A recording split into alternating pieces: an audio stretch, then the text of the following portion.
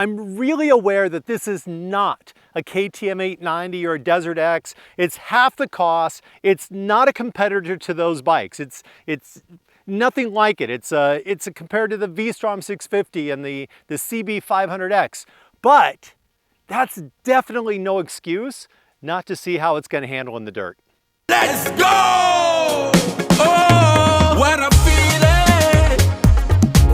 This happy, happy feeling. Happy, happy, happy, happy. I can't explain this happy, happy feeling. Happy, happy, happy, Oh, what a feeling! what a feeling. This happy, happy feeling. Happy, happy, happy, happy. I can't explain this happy, happy feeling. Happy, happy, happy, Happiness, yo, yo, yo, yo. Well, that was more fun than I was expecting. Let me introduce you to the MotoMorini. This is an Italian brand that was founded back in the 1930s. It is the newest entry to the adventure market here in the US and priced at only $8,200. That's a pretty cheap buy-in. I don't expect much of a skid plate on any of the bikes that come off the floor, but this is the upgraded skid plate from MotoMorini, and this is the, well, let's just put it simple. This is a joke. This is the worst skid plate I've seen on any motorcycle anywhere.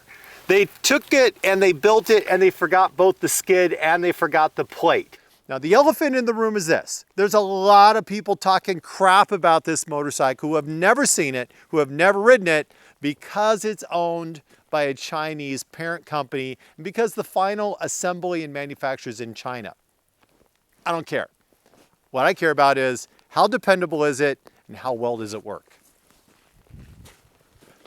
Although the back of the fender on the Morini drops quite a ways down the back of the tire, it doesn't drop quite far enough to stop the mud from being slung up into the center of the radiator. If you're going to get into some nasty sticky mud, you're definitely going to end up packing that center of the radiator with that mud, and that's going to need to be cleared out once you get out of the dirt. The Brembo brakes worked as you would expect Brembo brakes to work. It did a good job on the road with good feedback.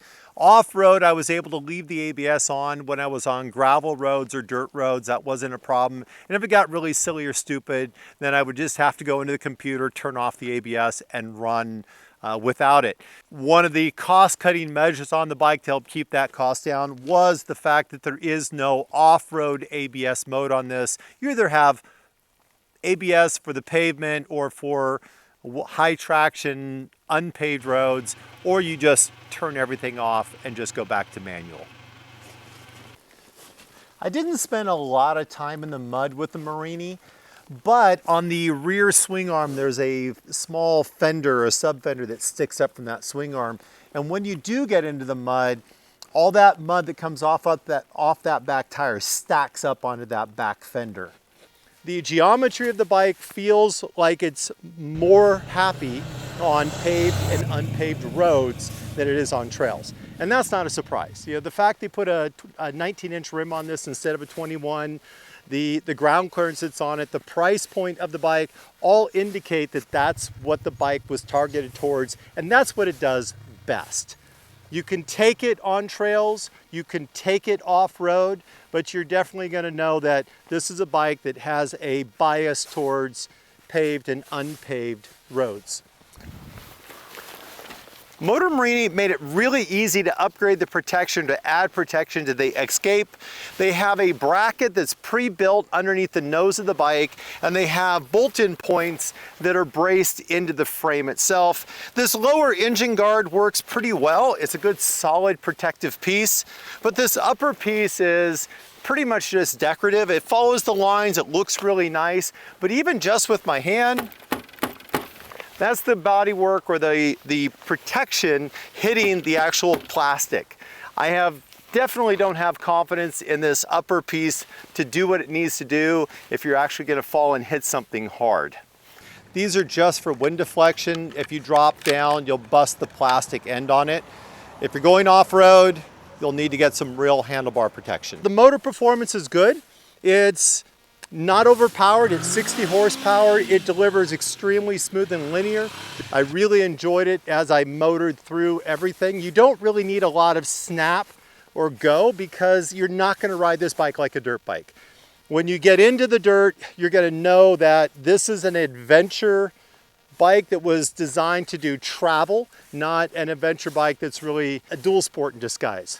I'm not a fan of the flare in the foot peg. So the driver's peg or the rider's peg and the passenger peg are all one unit, and that formed cast unit also works as the exhaust hanger and the bracket or brace for the luggage. And one of the things I don't like about that is that it pulls my heels out and points my toes in.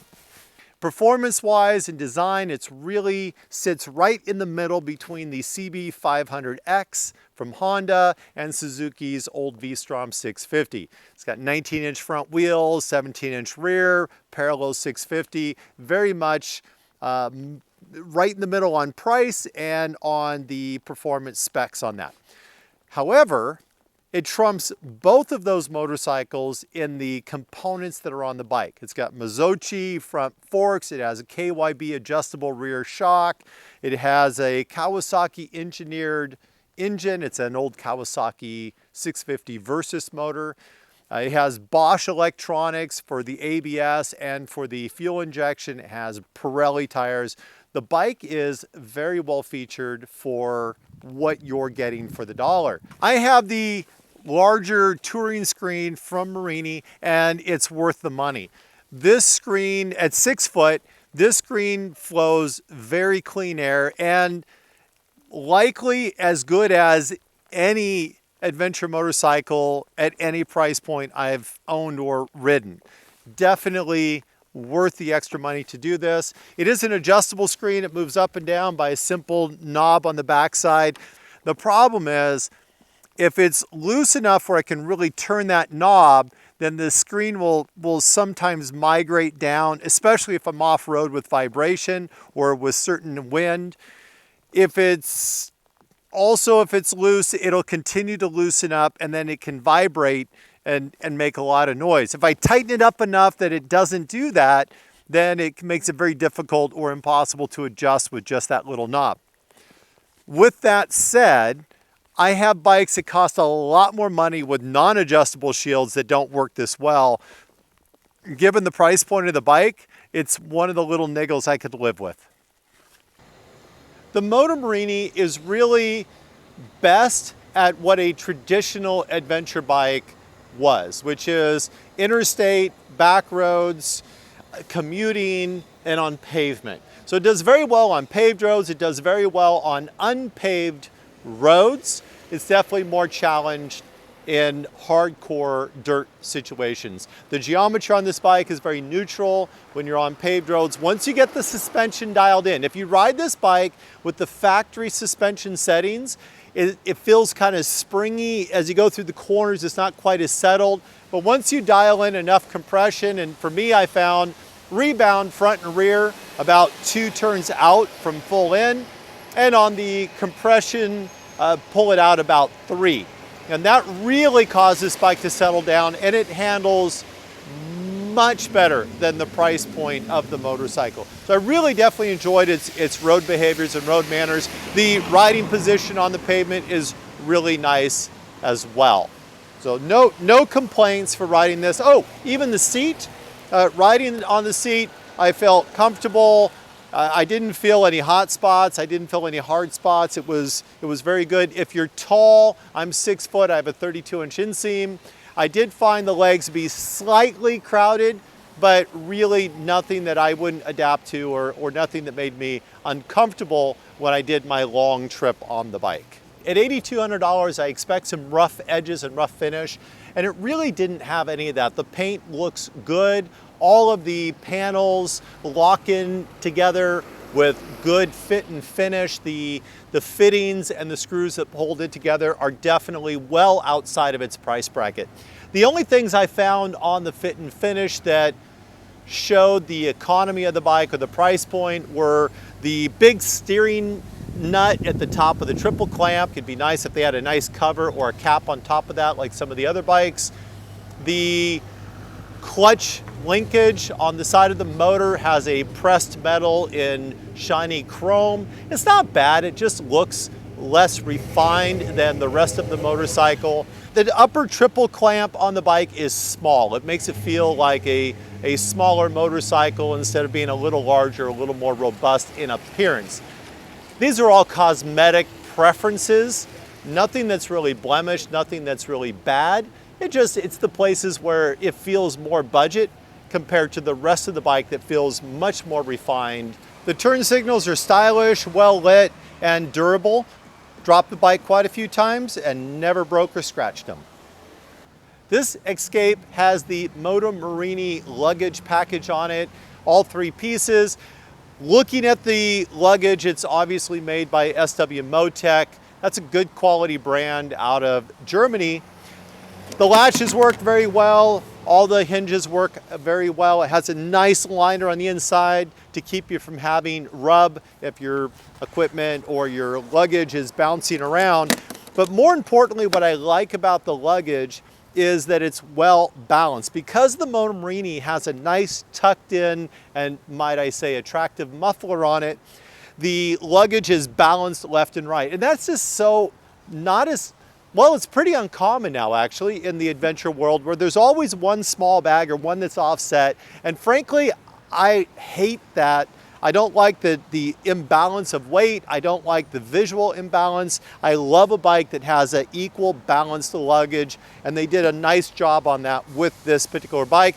That's also a big help if you're off trail or if you're trying to weave through traffic or lane splitting in California, or if you're somewhere else in the world where that's a more common practice. It helps you keep that bike narrow. You know where the boundaries are. It's good quality luggage. Definitely an A+ on the luggage. The shifts were positive with a relatively long stroke in between. You're not going to do a lot of quick shifting, but doing a clutchless shift is easy enough to do. No complaints. The chain, you're going to need to make sure you maintain that, especially if you get into wet or dirty conditions. I've found that if I left the chain unlubricated and unmaintained, even for one full day after being wet and dirty, I collected rust across the chain that made it look like I hadn't touched it in a week. When things are dry, it's great. But when things get gross and wet, the OEM chain needs maintenance. I think the MotoMorini may be one of the only bikes I've ridden that has a matte display.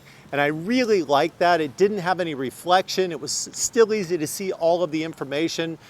Great touch on the bike. The display does have a place that shows some of the budget though. The side lights, the warning lights, like your neutral light, your engine warning light, those are all traditional lights that has a light bulb that comes on behind it to let you know. Perfectly functional, but definitely gives you a sense of where the budget came into play. Also, there's a fair bit of information on the digital, but some of the things that would have been nice to have are the miles per gallon, the average miles per gallon, the outdoor temp.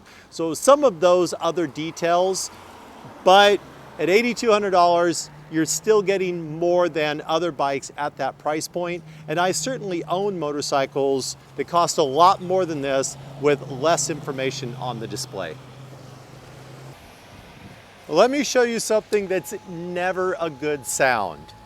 If you turn on the bike and you hit the button, it's supposed to go vroom.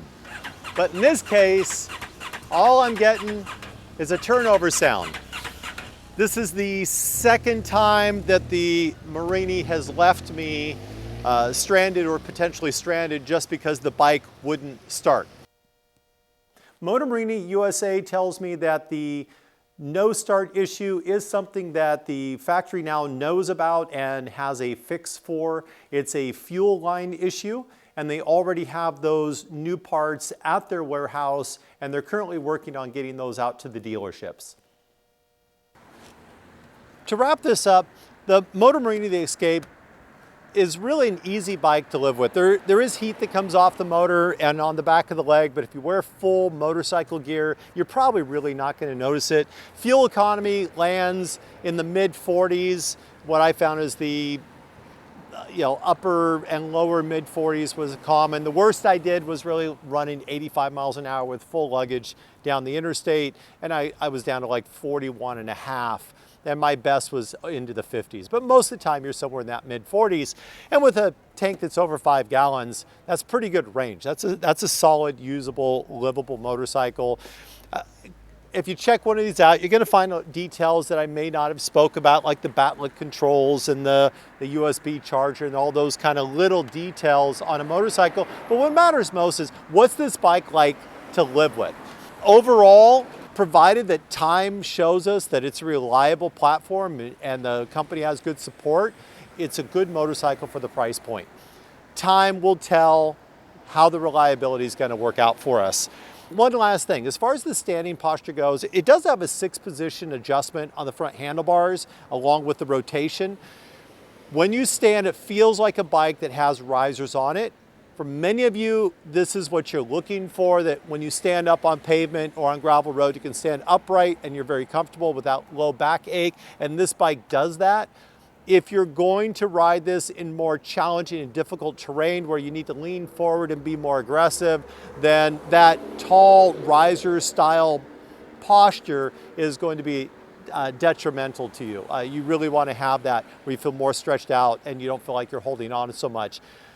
This is very fitting for the motorcycle, obviously with the low travel, the low ground clearance, 19-inch rim, short chassis, all these things that make it a very comfortable road bike are the same things that make it not so ideal in really challenging, difficult, technical off-road riding. So the posture of the bike, standing posture, seems to fall in line with that.